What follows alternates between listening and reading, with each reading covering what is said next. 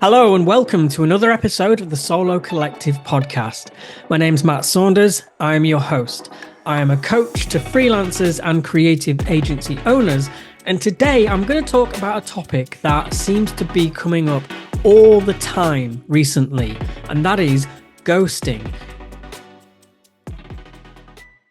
If you spend any time on social media, particularly on LinkedIn, you will hear the stories of freelancers up and down this country, and I'm talking about the UK, but this is by no means exclusive to this country, being ignored by the prospective clients that they have pitched to or sent a proposal to. So in this episode, I'm going to talk about ghosting in a more productive way, because a lot of the time when people complain about ghosting or they bring up the topic of ghosting, it's usually a bit of a bitch fest. Someone says, I sent a proposal over to this client and they never came back to me, and I sent them another email and I kept following it up and they're just completely ignoring me and blah blah blah blah blah. And of course everybody then piles on in the comments saying, yeah, that client is a scumbag and you dodged a bullet there and all this kind of stuff. And I get it. Like, it's really, really frustrating. I have been ghosted many times in my career as a web designer, and it is really, really demoralizing. It can really chip away at your self-esteem, actually. And I think when we feel like that, when we feel vulnerable, when we feel like our happiness, our success, our income is predicated on the decision of somebody else, they hold all of the power. And if this person isn't getting back to you and they're leaving you in limbo, then it's quite natural that we lash out, we react with anger and frustration. So I'm not here to invalidate that feeling and that emotion that we experience after being ghosted by a prospect. But I am going to talk about how you can change your mindset and your processes so that your chance of getting ghosted is significantly diminished. So the first thing that I'm going to ask of you is to take responsibility of your own mindset and thinking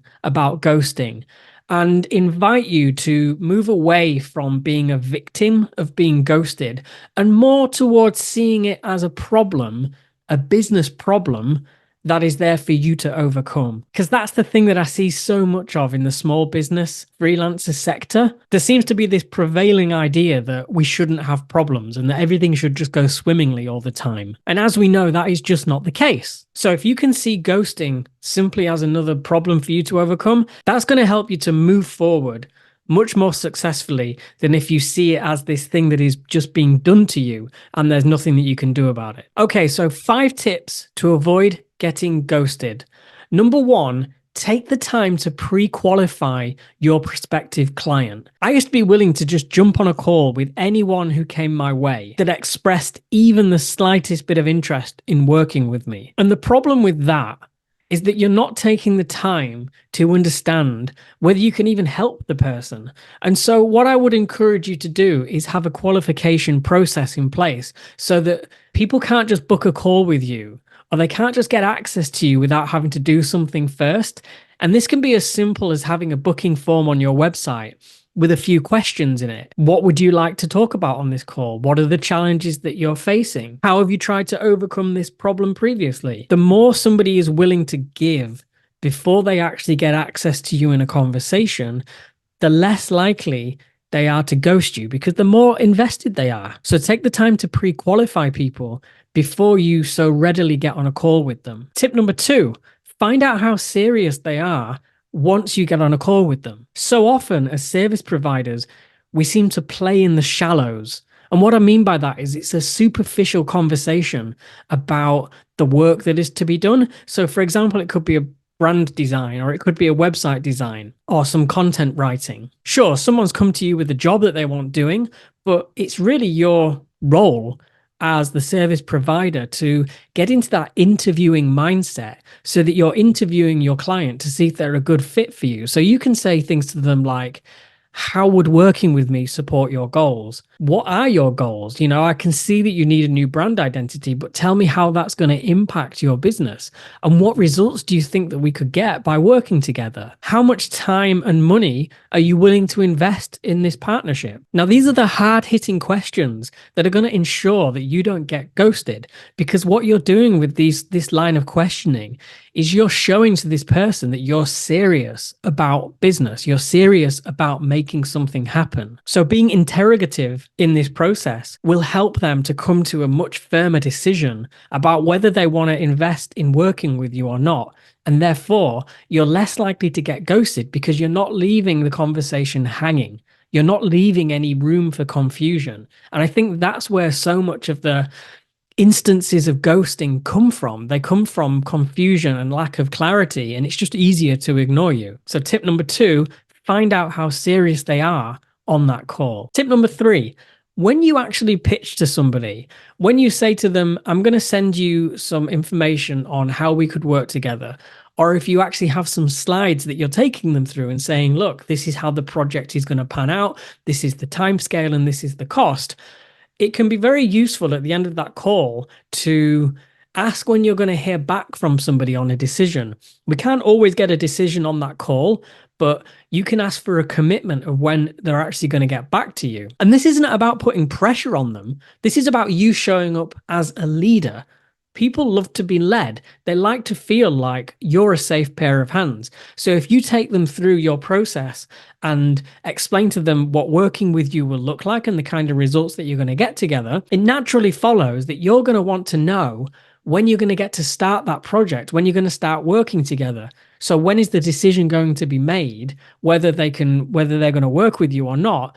And when are they going to let you know when that decision has been made? And if the person that you're speaking to is kind of squirming on this point, like they won't actually tell you when they're going to get back to you, or it's very vague, like, oh, maybe like by the end of next week. And that's when you say to them, okay, no problem. What I'm going to do is I'm going to call you next Friday if I've not heard back from you, okay? Be bold in the way that you manage these prospect conversations. If someone senses that you respect yourself and you respect your time, it is far more likely that they're going to show you a level of respect as well and not end up ghosting you. And tip number 4 is a continuation of that one, and that is to help empower them towards a yes or no decision. So often people in business are just absolutely racked with indecision. They don't know which way to go. They're standing at a crossroads with loads of different options in front of them.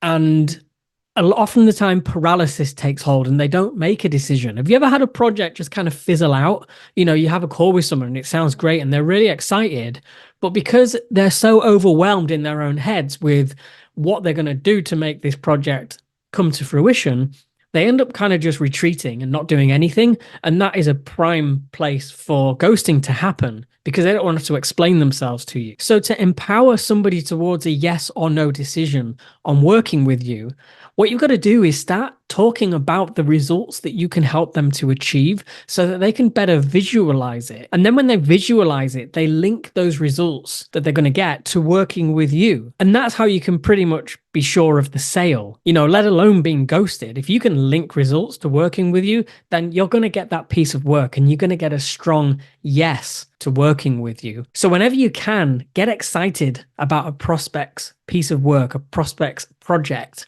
and empower them to that yes or no decision to working with you. And finally, tip number 5, write a compelling follow-up. Don't simply send email after email to someone going, oh, hi, yeah, I just wondered if you'd made a decision yet. Oh, I'm just following up on that proposal I sent you.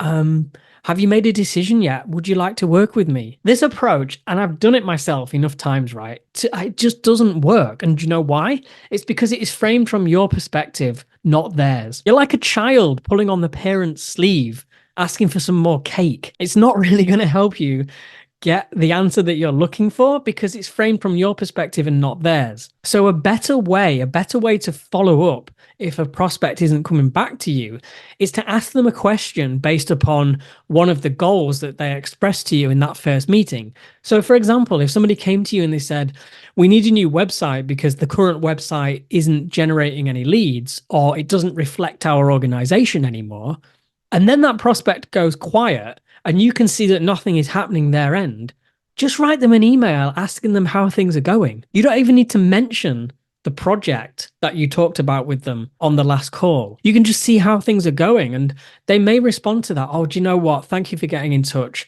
I'm sorry we haven't got back to you on blah, blah, blah, blah, blah. But, things have been difficult and et cetera, et cetera." So you can kind of see how having these more higher level conversations, making it less about you and more about them, that's how you not only avoid ghosting, but you also help to build rapport and build trust as well. So those are my 5 tips on how to avoid getting ghosted. And I really hope that what's come across here is that ghosting is not an unavoidable part of business. It is something that you have control over. And as I've said before on this podcast, this is a practice. Personal development, personal growth is a practice. So don't just write people off if they ghost you.